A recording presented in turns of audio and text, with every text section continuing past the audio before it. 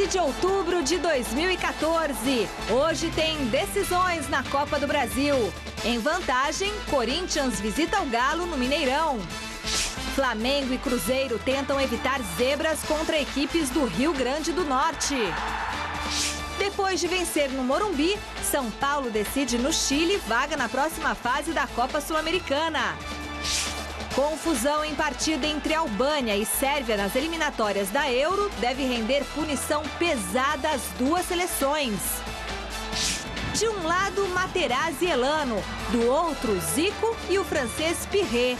Não é um jogo beneficente, mas a abertura da Superliga da Índia de futebol.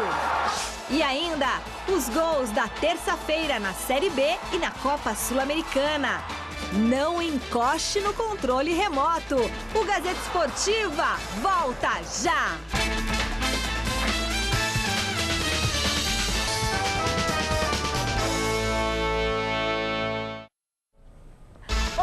Ótima noite de quarta-feira para você. O Gazeta Esportiva começa falando da Copa do Brasil, que vai definir nesta noite as primeiras equipes que vão avançar à semifinal. Corinthians, Santos, Flamengo e Internacional levaram vantagem no primeiro confronto, mas Atlético Mineiro, Botafogo e os azarões da competição América de Natal e ABC prometem surpreender. Acompanhe agora um balanço de como foram os primeiros confrontos.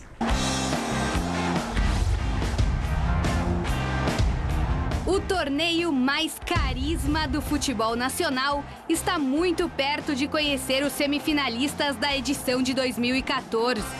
Nessa semana, vamos descobrir quais são os 4 sobreviventes que continuarão na briga pelo título da Copa do Brasil e, é lógico, por aquela vaguinha na Libertadores da América. Caiu em Itaquera, já! Hoje à noite, Corinthians e Atlético Mineiro fazem o jogo da volta das quartas de final às 10 horas no Mineirão. Na primeira partida, a equipe paulista conquistou uma bela vantagem em Itaquera.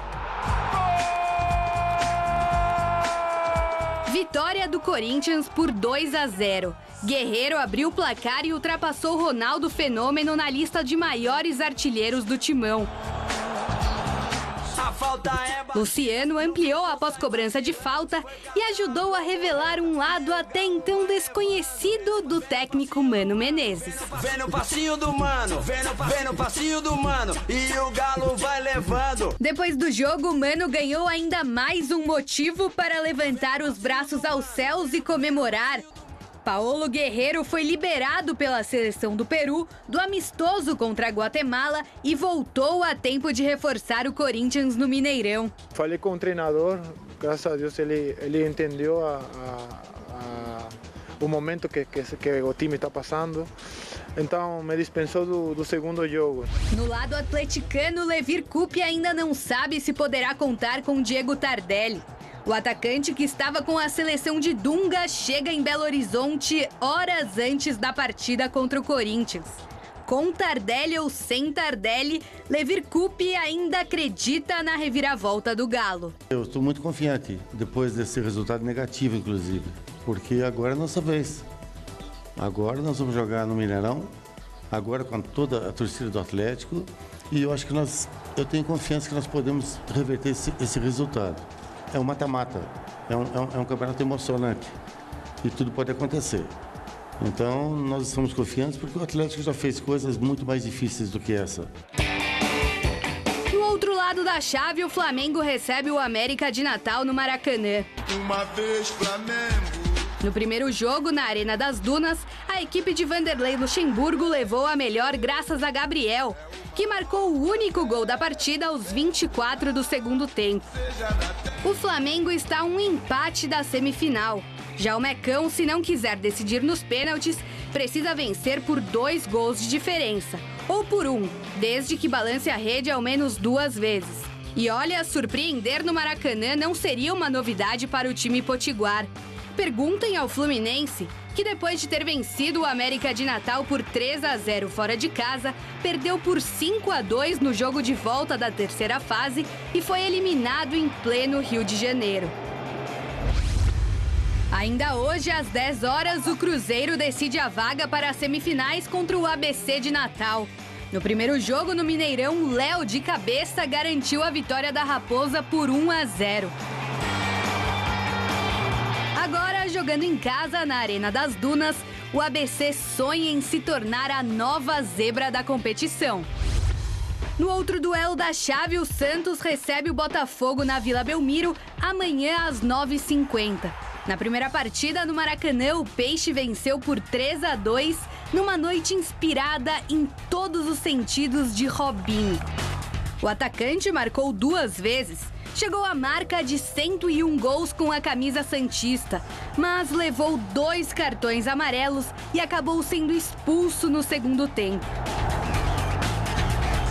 O Botafogo, apesar da crise dos salários atrasados, mostrou que consegue se manter de pé na base da raça e do coração depois da vitória por 1-0 contra o Corinthians no último sábado. Na Copa do Brasil, tudo pode acontecer.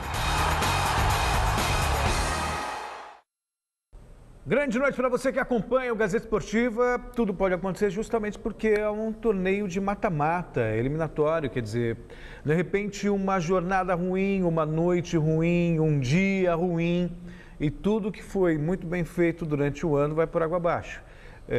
E pesa muito, né, o fato também de você contar o gol marcado fora de casa. A gente vai falar mais sobre os jogos de hoje, o Corinthians contra o Atlético Mineiro, mas, por exemplo, o Corinthians ganhou o primeiro jogo aqui por 2-0.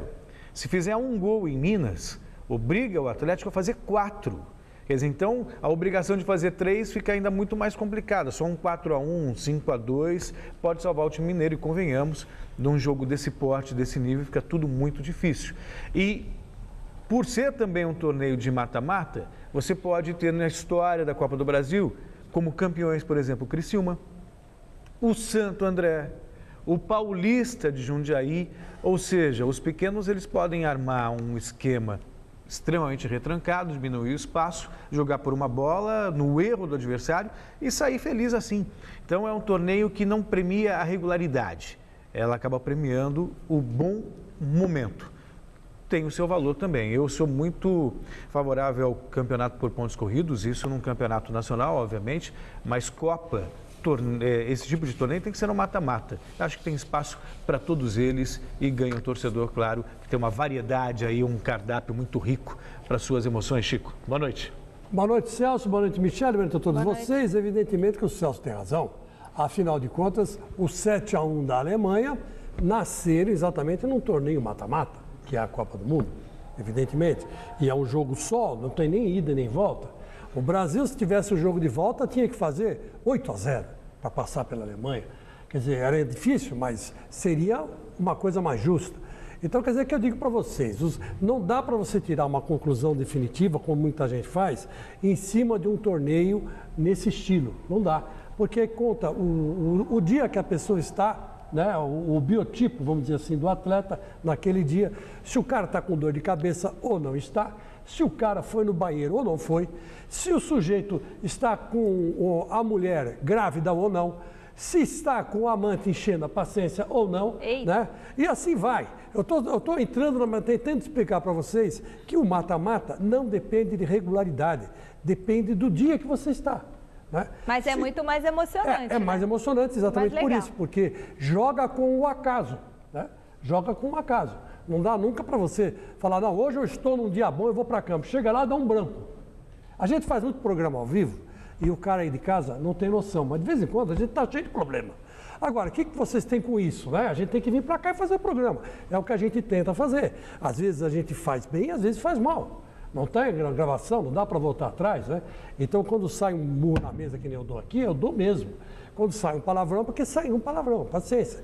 Então, tudo ao vivo é complicado. E o jogo não tem como ser gravado, né? Você tem que fazer lá na hora. Então, é um torneio que me agrada mais, porque o acaso faz parte da vida. Você você está hoje aqui, amanhã quem garante que você vai estar vivo, eu vou estar vivo, todos nós aqui vamos estar vivos? Ninguém. Por quê? Porque a gente não liga muito para o acaso, o acaso é muito presente. Então, eu acho que o torneio mata-mata é que é o legal. Esse torneio de dizer, eu joguei 40 jogos, ganhei 39, e daí? Mata-mata não tem isso. Se você fez 40 jogos, ganhou 40, se você jogar uma matemática, você perde, você está fora, amigo. É o acaso, a vida é assim. Não existe nada pronto, na verdade, acabado, bonitinho. E esse torneio de campeonato de pontos corridos é coisa que... Ave Maria, nem vou falar. Bom, daqui a pouquinho nós vamos falar do São Paulo, que hoje decide vaga na próxima fase da Copa Sul-Americana. E a nossa enquete de hoje do site gazetesportiva.net é sobre o desempenho do Tricolor e do Corinthians nas partidas desta noite. A pergunta é: o São Paulo joga pela Sul-Americana e o Corinthians pela Copa do Brasil. Quem se classifica para a próxima fase? As opções são: os dois se classificam, só o São Paulo na Sul-Americana, só o Corinthians na Copa do Brasil ou nenhum dos dois passa de fase. Celso Cardoso, você que está um pouco chateado hoje porque sumiram com seu bolo na redação. Corinthians na Copa do Brasil. Sumir, você devia falar, sumir com o seu bolo na redação. Corinthians na Copa do Brasil. Chico Lang. Eu acho que passa o São Paulo e passa o Corinthians. O São Paulo vai ter um pouquinho mais de dificuldade porque não está jogando com o Kaká e nem com o Souza, né? E o São Paulo não montou nem esquema especial para levar os dois para jogar, porque o lugar que o São Paulo está é longe demais, não daria tempo. Então, lógico que o Kaká e o Souza vão fazer falta. Já fizeram falta contra o Atlético Mineiro domingo passado e vão fazer falta agora. Mas o São Paulo, mesmo assim, tem futebol para passar pelo Huachipato. Tá. Né? Mesmo assim. E o Corinthians vai ser um jogo daquele de matar cardíaco, né?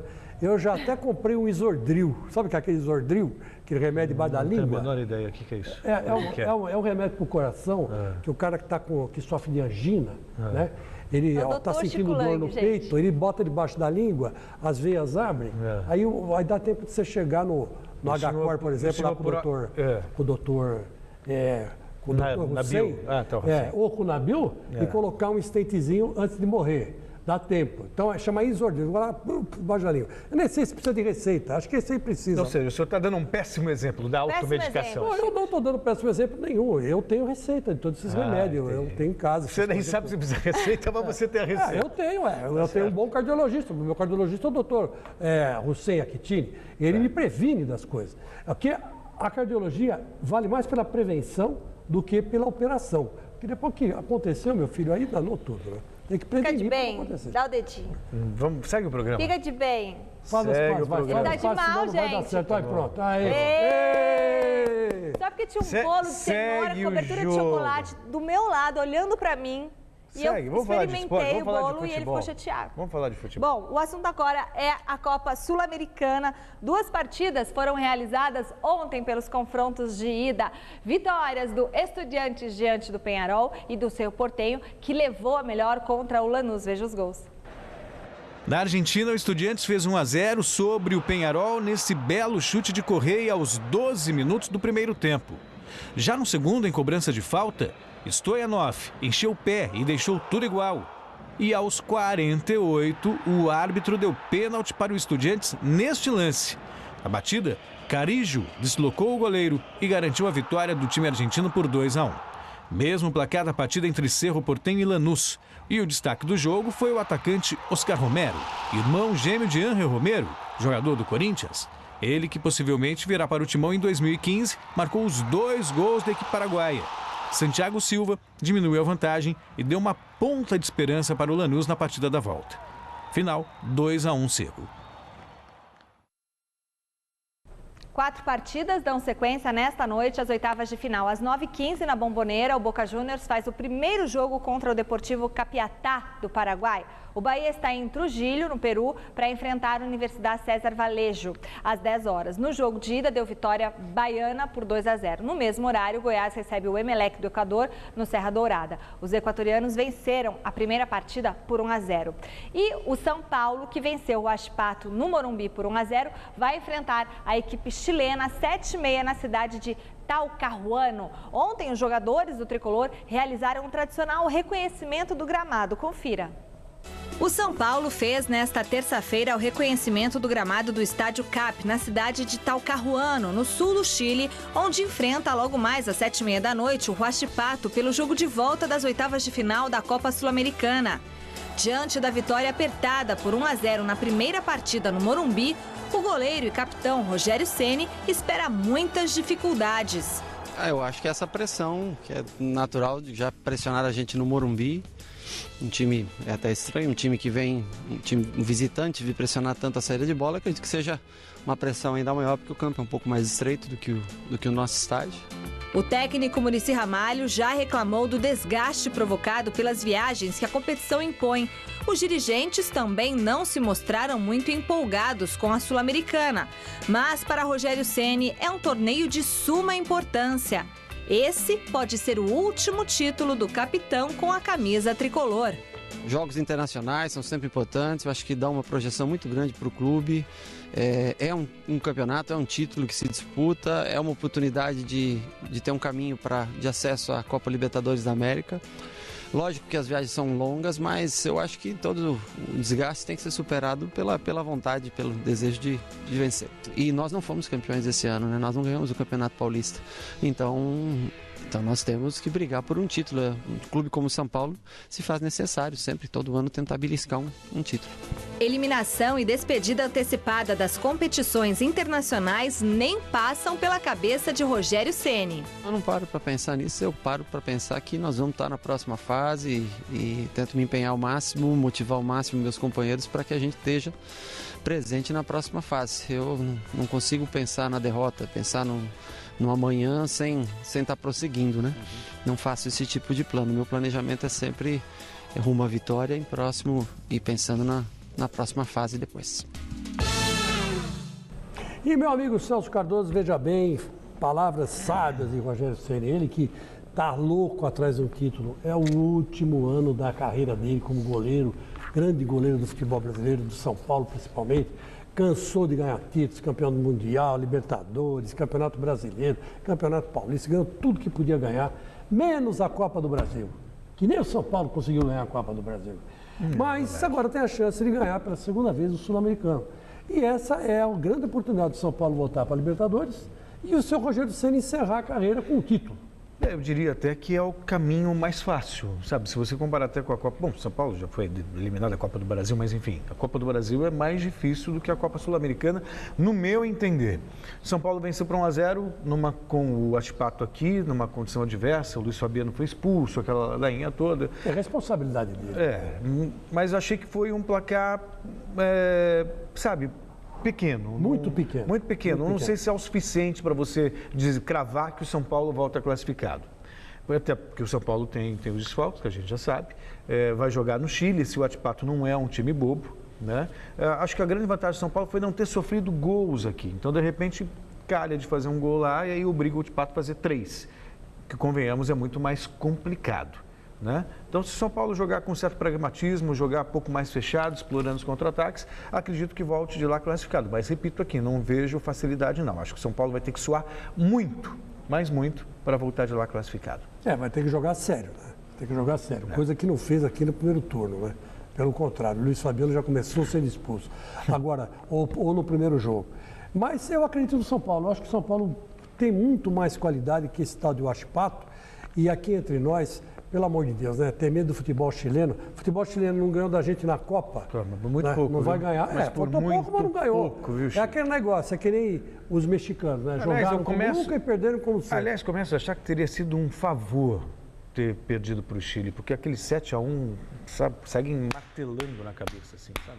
Deixa pra lá. Na minha não. Eu acho que a seleção do Dunga já deu uma amenizada e já deu para perceber que o bicho não é tão feio assim. 3 jogos movimentaram ontem o Campeonato Brasileiro da Série B. O Boa Esporte fez prevalecer o mando de campo e venceu Vila Nova por 3-0 no Estádio Municipal de Varginha. Veja os outros gols. Em jogo adiado da 16ª rodada, o Santa Cruz venceu o Bragantino. Wesley bateu no canto e fez 1-0. No começo do segundo tempo, o alemão girou em cima da marcação e ampliou a vantagem, 2-0. Nos acréscimos, Léo Jaime tocou de cabeça e encobriu o goleiro Thiago Cardoso para descontar. E ficou assim, 2-1 Santa Cruz. O Atlético Goianiense conseguiu a vitória sobre o Avaí com 2 gols de Thiago Primão. Já nos acréscimos da partida, o primeiro deles de cabeça. E o segundo, um golaço. Saída errada do goleiro Wagner. E ele emendou um chute do meio campo para garantir os 3 pontos ao Dragão. Belíssimo gol mesmo. 2-0 Atlético. agradecer o diploma de reconhecimento que eu recebi da Subprefeitura da Moca. Pode colocar no ar, Rogerinho, pela colaboração aí na realização da primeira mega ação social em homenagem aos 458 anos da Moca. Eles escreveram inestimável colaboração e relevantes serviços prestados. Gente, muito obrigada pelo carinho de vocês da Subprefeitura da Moca, em especial a Débora Lemos Amoroso, que é da assessoria de imprensa, que me trata com muito carinho. E hoje, 15 de outubro, é dia do professor. Parabéns a esses guerreiros do nosso país que eu tanto amo, que eu tanto admiro. Parabéns em especial para minha vovó Shirley, que foi professora do Estado por 50 anos. Parabéns para o meu sogro, seu Celso. E também aqui fica o meu carinho a todos os professores que passaram pela minha vida e que me marcaram tanto. Todos eles, todos, desde os meus mestres das faculdades de jornalismo e de direito até as minhas professoras lá da pré-escola. Eu lembro o nome de todos os meus professores até hoje. O Chico Lang também, a gente estava conversando sobre isso lá na redação. Queria também deixar um grande abraço para todos os professores. Lamentavelmente, nesse país, o professor nem sempre é reconhecido como se deve, né? É uma árdua tarefa, enfim. Foi a categoria que mais sofreu desde a época da ditadura até agora. Então, e ninguém conserta a educação do Brasil. É um negócio impressionante. É lamentável. E principalmente a pré-escola, né? Que é de pequenininho que se torce pepino, né? Então, isso a pré-escola, na minha época, o professor da pré-escola tinha uma importância do primário, sensacional. Né? O cara tinha o status, andava na rua, comprava de graça na padaria, era um negócio espantoso. Por quê? Porque o cara cuidava da criança, né? Aí depois da ditadura militar isso aí acabou. Então, um grande abraço a todos os professores que ensinaram a arte, um beijo para Elisa Munareto e também um abraço para o Márcio Lázaro e para o Tadeu do Fute Encontro. Um grande abraço para vocês. Amanhã, a partir das 10h30, tem Super Esporte. Veja os destaques do programa desta quinta-feira. Olá, Michele. Olá para você ligado no Gazeta Esportiva. Escuta, vocês estão sabendo que o Super Esporte mudou de horário? Não? Vai. Então tome nota, por favor. De segunda a sexta, 10h30 da manhã, você já fica bem informado sobre o universo dos esportes. Gente, nosso Super Esporte agora tá mais cedo. Amanhã você vai conferir o que de melhor aconteceu na Copa do Brasil, com o Corinthians em campo contra o Galo, as informações da Sul-Americana com o jogo entre São Paulo e o Huachipato do Chile e muito mais. É Super Esporte cedinho, 10h30 da manhã. Eu te espero. Bacana, Anitta. Seleção brasileira. Depois das importantes vitórias diante da Argentina e do Japão, parte da delegação desembarcou nesta tarde em São Paulo. Será que Gil, Elias e Diego Tardelli chegaram a tempo para o jogo de logo mais? Veja na reportagem de Alexandre Silvestre. Segundo a assessoria de imprensa da CBF, o zagueiro Gil e o volante Elias viajam para Belo Horizonte, mas não enfrentam o Atlético Mineiro logo mais à noite no Mineirão pela Copa do Brasil. Já o atacante Diego Tardelli, do Galo, passou por esse saguão do aeroporto de Guarulhos voando pelo seguinte motivo. Tardelli, não tá com pressa não, cara? Vai dar tempo para jogar? Tô com pressa, vou pegar o voo por causa disso, né? Tô acelerando, então vamos ver, depende de chegar lá em BH, ver o que vão decidir, mas já tô indo porque tô atrasado. E você decidiu o quê? Vai jogar? Não sei, eu preciso decidir com o Levi, mas a vontade de jogar é grande, né? Não sei se o corpo vai ajudar. Acho que se eu for jogar, talvez hoje eu preciso mais dos meus parceiros do que eles de mim hoje. Tem um jatinho aí te esperando? Isso, a gente tá indo enfrentado. Fala do clima da seleção aí após as vitórias. É boa. Eu vivi só duas delas, das vitórias, só que o clima tá bom, o time tá encontrando de novo a alegria de jogar. A gente tem visto os jogadores felizes por estar na seleção, representando a seleção. E depois de uma vitória contra a Argentina, que foi o segundo lugar na Copa do Mundo, depois da vitória com propriedade sobre o Japão, a gente está feliz, agora dá continuidade. Você sente um resgate da credibilidade do futebol brasileiro após a Copa do Mundo? Eu acho que ainda é cedo ainda para falar sobre o resgate. É óbvio que vai demorar um pouco mais. O torcedor quer um pouco mais de tempo, até porque foi muito recente. Só que é um outro grupo. A gente tem que tentar de todas as formas mudar a mente do nosso torcedor e trazer ele para o nosso lado. Obrigado. Você sente, cara, que literalmente agarrou a oportunidade e hoje é o goleiro titular da seleção brasileira? Não, acho que não tem titular na seleção. É você continuar fazendo o trabalho que vem fazendo. Estou sentindo que a oportunidade eu estou conseguindo pegar e graças a Deus está dando tudo certo. Gostinho especial de fazer uma defesa num pênalti do Messi? Você estudou como é que ele bate? Com certeza, com certeza. o peso é maior, né? A gente sabe da importância que foi aquele jogo da Argentina, de ter pego um pênalti, né, do melhor jogador do mundo. Então, isso com certeza a repercussão é grande, mas manter os pés no chão que a caminhada é longa. Apagamos a má impressão da Copa ou é cedo ainda, Dunga? É um trabalho que eu não fiz parte. Logicamente é uma marca que fica, mas o passado a gente não pode mudar e temos que trabalhar daqui para frente para a seleção brasileira ser competitiva, vencer seus jogos, né, e tentar fazer sempre o melhor. Na sua opinião, Dunga, o que você já conseguiu mudar? Eu não, a seleção brasileira, os jogadores. Não é um trabalho de uma única pessoa, é de um grupo, é dos jogadores. Eles também querem mostrar ao torcedor brasileiro o quanto eles gostam de jogar na seleção brasileira.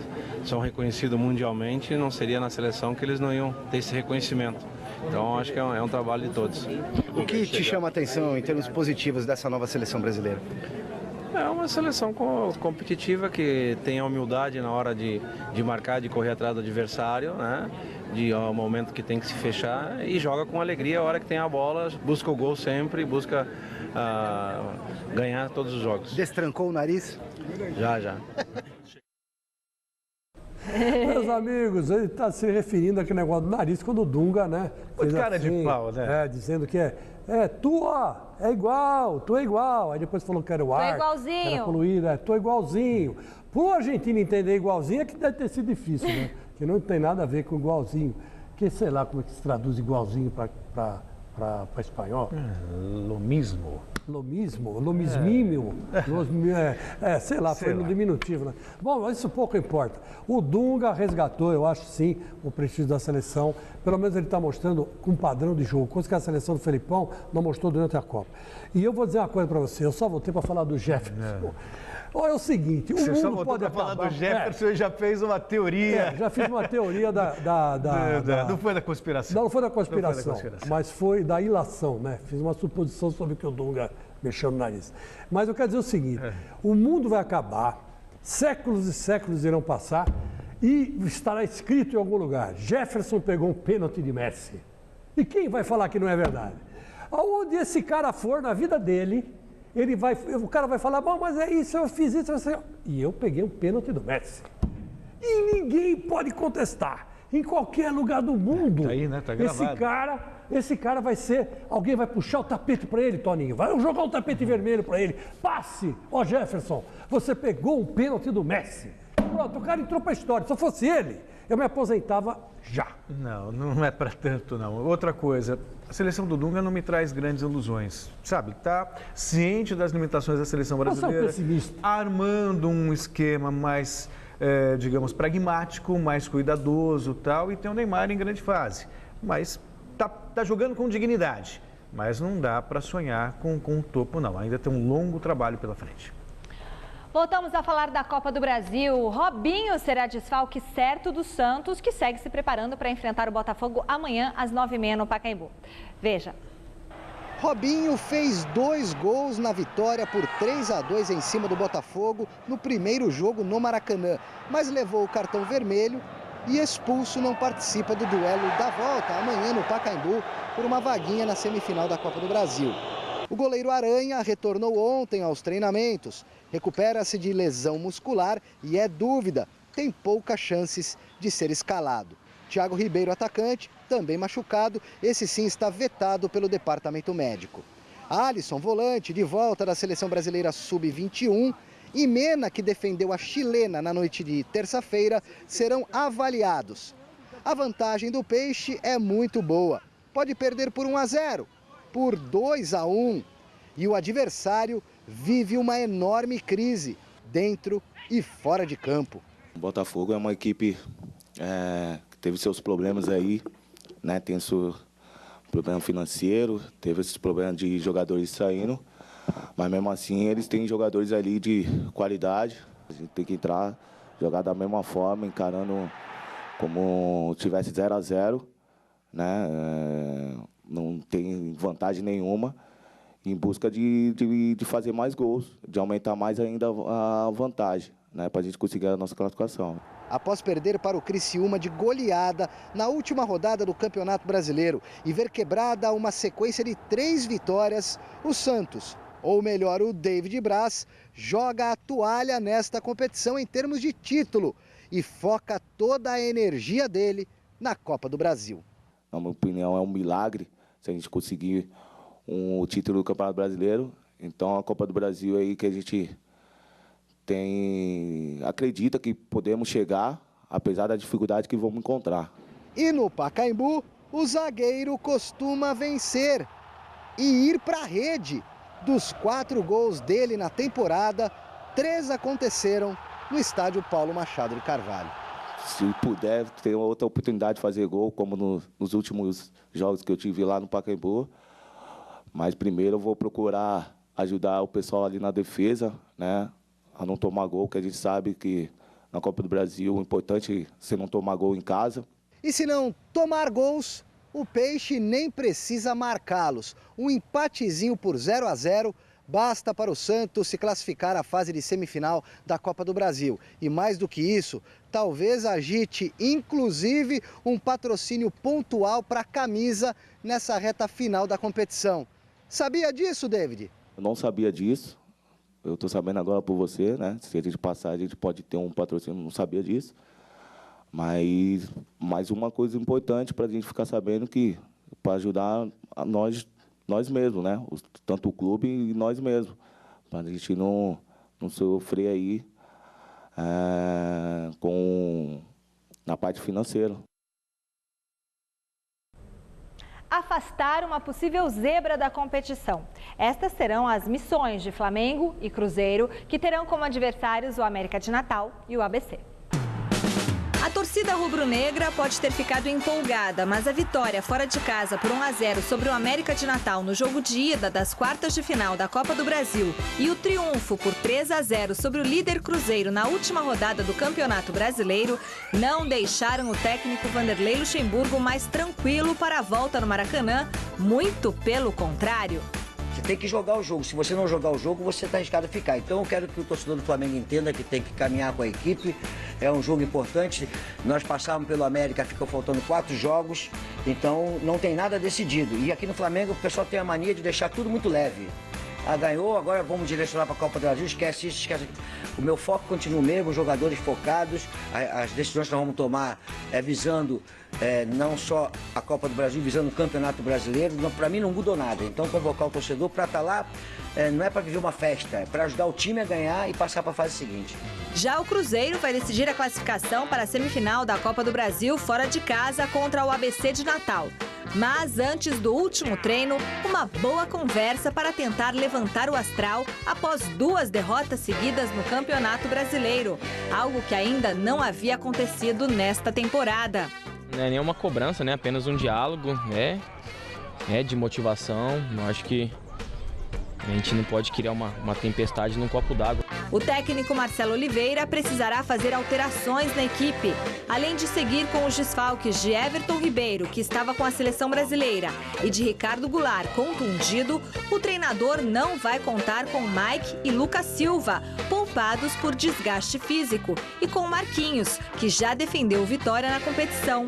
Diante disso, todo cuidado é pouco. A regra, né, manda que dependendo do resultado pode haver as cobranças de pênaltis. Então nós temos que nos preparar para isso.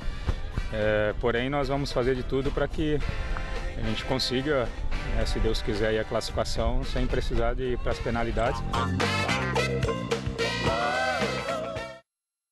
Bom, Flamengo e Cruzeiro, eu acho que tem grandes possibilidades de passar. O Cruzeiro conseguiu jogando em casa, venceu por 1-0, mas tem muito mais time que o ABC, essa é a realidade.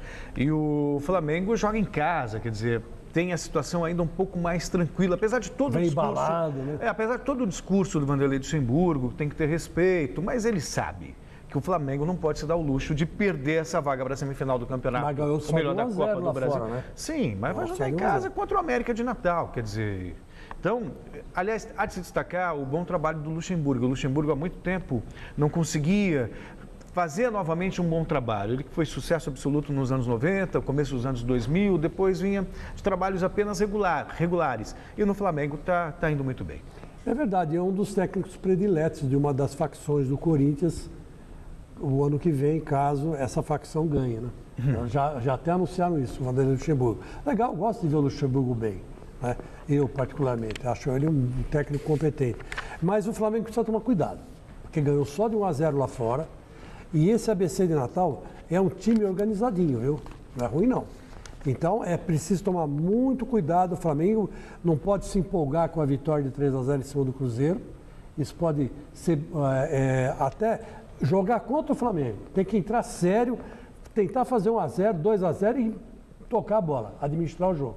É isso que o Flamengo tem que fazer. Não pode se achar que ganhou do Cruzeiro e pronto. Olha o Corinthians. Ganhou do Cruzeiro, foi jogar o próximo jogo e perdeu do Botafogo. Dos reservas do Botafogo. Quer dizer, é o fim da picada, né? Vou repetir o que de vez em quando eu falo. Só uma hecatombe tira a vaga do Flamengo. Olha. Pronto. Caiu. Classificado ABC de Natal. Classificado ABC. Já era, Flamengo. Tchau, Luxemburgo. Quem deve ter uma tarefa complicada é o Atlético Mineiro, que vai precisar contar com o apoio do torcedor daqui a pouquinho no Mineirão para seguir sonhando com uma vaga na semifinal. O Atlético Mineiro está acostumado com missões consideradas impossíveis. Foi assim durante quase toda a campanha da Libertadores de 2013. E será dessa maneira hoje à noite no Mineirão contra o Corinthians pela Copa do Brasil. Mas será que dessa vez o Galo vai conseguir reverter a derrota no primeiro jogo? Sem dúvida. A gente já revertemos grandes situações. Nunca deixei de acreditar. Dentro dessa equipe tem muita gente guerreira que quer provar o seu valor aqui dentro. Espero que a gente consiga fazer um grande jogo, consiga mais uma vez fazer valer a nossa força dentro de casa, dentro do Mineirão. Isso nos ajuda muito, torcedor, jogar junto, o torcedor nos apoiar. Acho que o torcedor está acreditando pelo bom momento que a equipe vive dentro do Campeonato Brasileiro, pela crescente que vem. E o Corinthians vai apostar no retorno do peruano Paulo Guerreiro para surpreender o Galo e manter vivo o sonho do tetracampeonato da Copa do Brasil, uma competição que o técnico Mano Menezes tem um carinho especial. A repórter Caroline Zilberman acompanhou o último treino do Timão. Jornalistas colocando o papo em dia. Câmeras e tripés a postos. Uma demora para liberar o portão da imprensa. Sintomas de um treino fechado. O diagnóstico? O Corinthians vive o momento mais decisivo da temporada.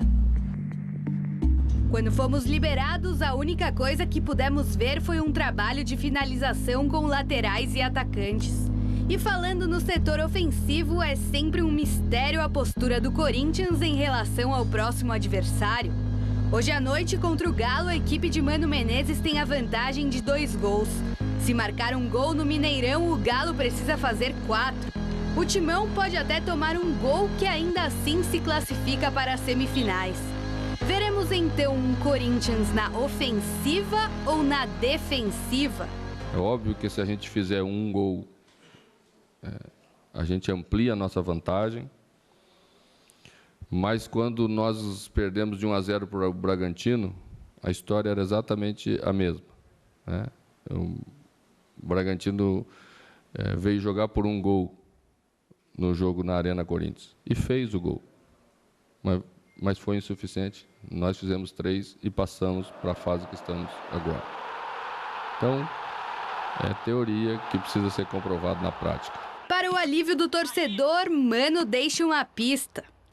O jogo tem mais a ver com o Corinthians que jogou com o Cruzeiro.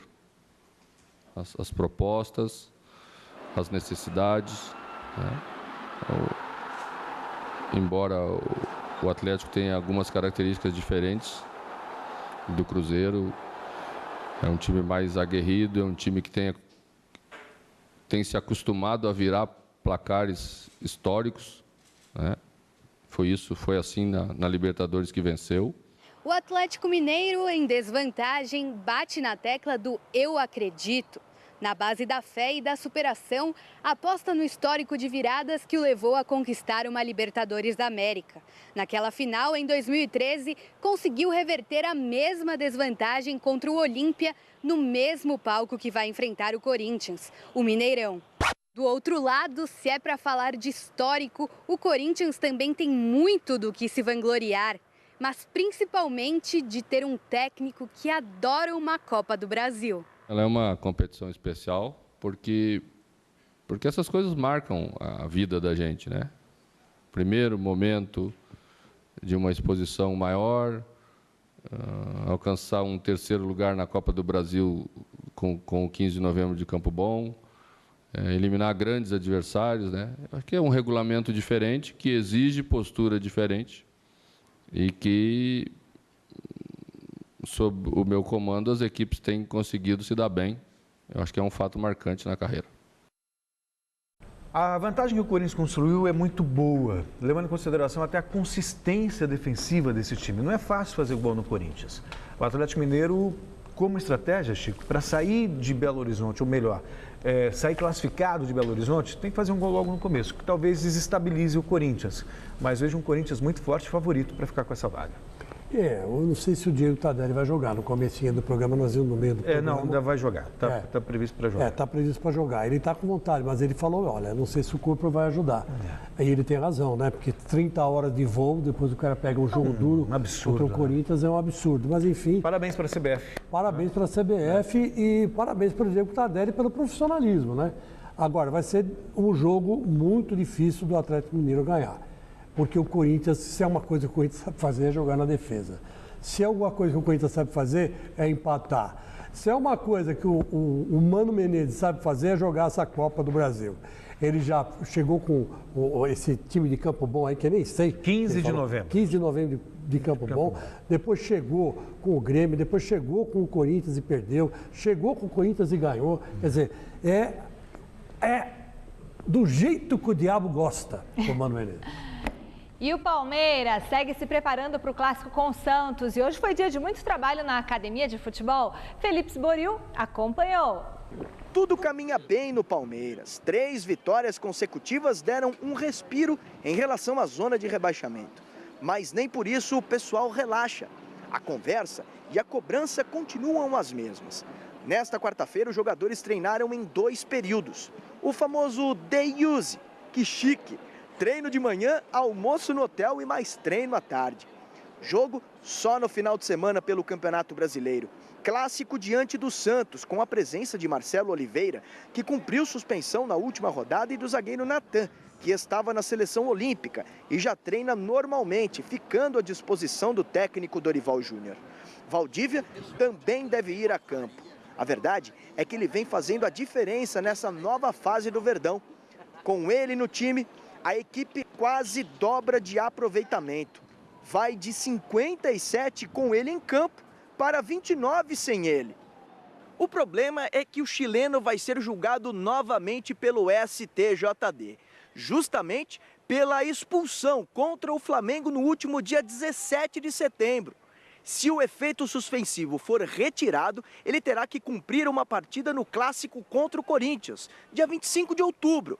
Um jogo depois de enfrentar o líder Cruzeiro. Resultado final da enquete do site gazetesportiva.net. A pergunta era: o São Paulo joga pela Sul-Americana, o Corinthians pela Copa do Brasil? Quem se classifica para a próxima fase? Olha, deu praticamente um empate técnico, viu? Só o São Paulo se classifica na Sul-Americana 25%, os dois classificam 25%, nenhum dos dois classifica 24%, o Corinthians se classifica na Copa do Brasil 23%. Então todo mundo acredita em tudo. O programa termina aqui, a gente volta amanhã. Um beijo, tchau. Até daqui a pouco no Jornal da Gazeta com mais notícias do esporte. Tchau, grande abraço. Vai dar São Paulo e Corinthians.